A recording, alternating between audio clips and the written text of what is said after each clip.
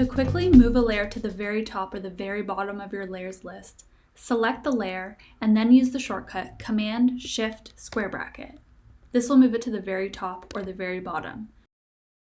To move the layer just one space up or down, use the shortcut Command-Square bracket, which will move it just one space at a time. If your questions have been answered, you're good to go. If not, let's take a couple steps back. Each element in your file is separated by layers, and the Layers panel is usually on the right-hand side.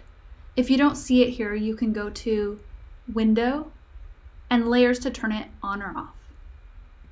An item near the top of your layers list will appear in front of the element below it in the list, and an item near the bottom is going to appear behind the other layers.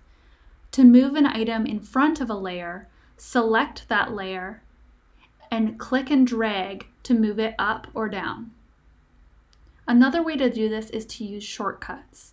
On your keyboard, select Command, Shift, and Square bracket.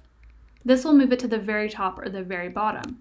To move it just one level up, use the shortcut Command Square bracket. The bottom layer is often locked.